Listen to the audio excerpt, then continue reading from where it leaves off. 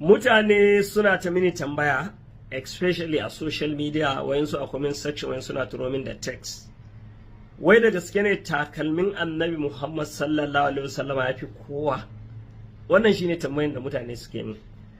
So abu na farko dai jama'a, lamarin da ya shafi manzon Allah sallallahu alaihi wasallama ba abu bane wanda kowa zai ta magana anyhow without any proof or without any reasonable reason from Islamic point of view. Wannan ba daidai bane.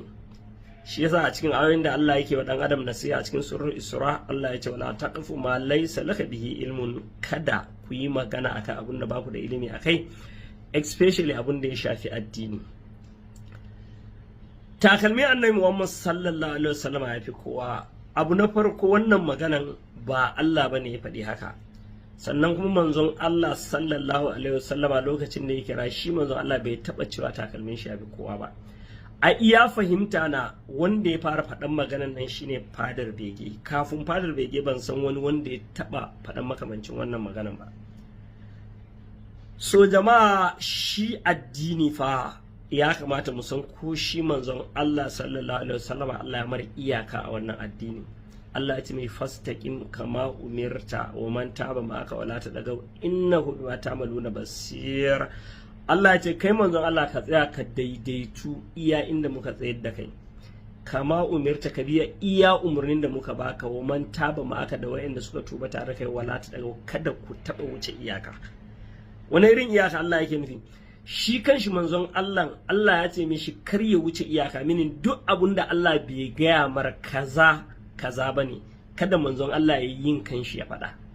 Shi ya sahi a waje Allah yake cewa najmi iza hawa ma dalla sahibukum wa ma gawa ma yandigu anil hawa in huwa illa wahyin yuha, Allahu shadidul quwa. Kun ga Allah ya shaidi Annabi Muhammad sallallahu alaihi wasallam ya ce wannan, Allah ya ce in huwa illa wahayin ya, manzon Allah bai taɓa faɗan wani abu ba, in huwa illa wahayin ya, he abin da muka yi mishi wahayi muka ce faɗa kafin nan ya faɗa. Kun ga wannan ya nuna Annabi Muhammad sallallahu alaihi wasallam ya tsaya iya inda Allah ya tsayar da shi. Shi yasa Allah ya shaide shi bai taɓa faɗan wani abu, he abin da Allah ya ce mare faɗa kafin nan ya faɗa. Sannan ga nan wata aya cikin suratul Ma'ida, Allah yake cewa ayyuhar rasul balligh ma unzila ilayka min rabbika wa illan taf'al fama ballagta risalata. Allah ya ce ai da a ce manzon Allah ya boye wani abu guda daya wanda ya kamata bai faɗa ba, da kuma bai isar da sakon bane kwata-kwata. Kun ga wannan ya nuna ba wani abun da manzon Allah ya boye, babu wani abun da ya kamata mu sani dangane da wannan addini wanda shi manzon Allah bai gaya mana ba. So inda ya kamata mu sani, ko kuma inda yana da muhimmanci ko fa'ida a wurin mu san takalmin manzon Allah fi kowa, da shi manzon Allah sallallahu alaihi wasallama din da ya gaya mana lokacin da yake rayu. Sannan ga wata aya, Allah yake cewa am lahum shuraka'u shara'u lahu min ad-dini. Allah ya ce ko kuna da wasu abokanan tarayya waɗanda suke shar'anta muku addinin da ba Allah bane shar'anta. Minin akwai wani wanda ya sai faɗi abu ba Allah bane faɗa, kuma ba manzon Allah bane faɗa, sannan kuma an rike wannan abun a matsayin dalili.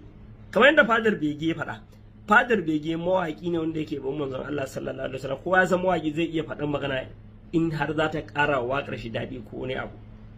Shi ne ya faɗi wannan magana, amma na yi mamakin duk mutane su yanda ka san ayan alƙur'ani ne ya ce takalmin manzon Allah sallallahu alaihi wasallam ya fi kowa. Yanda ka san ayan alƙur'ani haka in suka rike abun. Sannan magana na biyu, in ka ce takalmin manzon Allah sallallahu alaihi wasallam ya fi kowa, yanzu bari mu yi analyzing din wa'ensu ayoyi daga cikin ayoyin alkur'ani na wa'ensu mutanen da suke da daraja. Idan ka ce takalmin manzon Allah ya fi kowa, sai ka amsa mana wa'ennan tambayoyin. Aya ne a suratul ahzab, Allah ya ce manzon Allah sallallahu alaihi wasallam wa minka, da kai manzon Allah, wa min nuhin, da annabi nuhu, wa ibrahim, da annabi ibrahim, wa musa, da annabi musa, ya ce wa isa bin maryam, da isa dan gidan maryam, ya ce ku biyar din nan na daga darajar ku ya bi nasarar annaba guda 20. A cikin annaba 25 muke da shi. Yanzu ga da takalmin manzo Allah bi, ko kana min takalmin manzo Allah bi wa'annan annabawan gaba daya daraja. Sannan magana na biyu, ku duba annabi Musa fa, da Allah ya ce tilkar rusul faddana ba tsawma ala ba. Allah ya ce wa kallama Allah Musa taklima, annabi Musa yayi magana direct da Allah without any mediator. Yanzu takalmin manzon Allah fi annabi Musa. Ku duba annabi Ibrahim, wanda Allah ya ce ma kana Ibrahim yahudiyyan wala nasraniyan walakin kana hanifan musliman wa ma kana minal mushrikin. Annabi Ibrahim ya samu kyakkyawar shaida daga wurin Ubangiji. ku duba wani darajar annabi Ibrahim a suratul nisa. Allah ya ce wa man ahsanu dinan mimman da'a ila Allah wa huwa muhsinun, yace wattaba'a millata Ibrahim hanifa wattakazallahu Ibrahim kalila. ku duba wata daraja wattakazallahu Ibrahim kalila. ku duba a cikin surul hajji Allah ya ce jahidu fillahi haqqa jihadi wattabaku ma ja'ala alaykum fid din min haraj millata abikum Ibrahim huwa samakumul muslimina min qablu. Annabi Ibrahim shine fa wanda ya gina ɗakin Ka'aba, inda Allah ya ce inna awwala baiti wudi'a lin-nas, shi gina ɗakin Ka'aba. Wa yarfa'u Ibrahimul qawa'ida min al-bayti wa Isma'ilu rabbana taqabbal minna innaka antas samiul alim rabbana waj'alna muslimaini laka wa min Annabi Ibrahim fa shi ya gina ɗakin Ka'aba. Ku duba irin darajar Annabi Ibrahim. Yanzu takalmin manzon Allah sallallahu alaihi wasallam ya fi Annabi Ibrahim. Idan kuka ce takalmin manzon Allah ya fi Annabi Ibrahim, ba ku kaskantar da Annabi Ibrahim ba. Ko kuma yanzu ku duba Annabi Isa, irin daraja da Allah ya yi magana tun yana jinjiri. Kalman shi ta farko, qala inni abdullahi atani alkitaba wa ja'alani nabiyya wa ja'alani mubaraka aina ma kuntu wa awsani bis salati wa zakati ma dumtu wa barram. Ku duba irin maganganun da Annabi Isa yake jama'a. Ku duba Annabi Isa irin mujizan da Allah ya bashi, ya tayar da mace wa ittaluqu min ad-din ka hatta dari bi iznillah. He is a clear and patient like figure of a bed. He breathed into it, come to life by and fly. Mujizozi irin wanda Allah Ubangiji yawa Annabi Isa, da irin daraja da karama wanda Allah ya Annabi Isa. Ku duba idan muka duba waɗannan annabawan darajar su a wurin Allah, he ga ziyara ka ce takalmin manzon Allah sallallahu alaihi wasallam ya fi duk waɗannan annabawan daraja.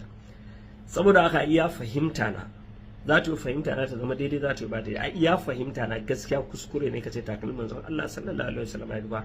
Annabi Muhammad sallallahu alaihi wasallam yana daraja fi dukkan annabawa daraja. Wannan shine Qur'ani ya tabbatar. Ya fi dukkan annabawan Allah daraja, kuma duk mun yi da daga ya fi Annabi Ibrahim, ya fi Annabi Musa, ya fi Annabi Isa. Amma takalmin shi kace ya fi su daraja, so wannan kuma he in kana da hujja, kuma na san ba wanda yake da hujja akan haka. Saboda haka ya kamata jama'a mu dinga kiyaye harshenmu. Wannan gaskiya shine ya fahimta.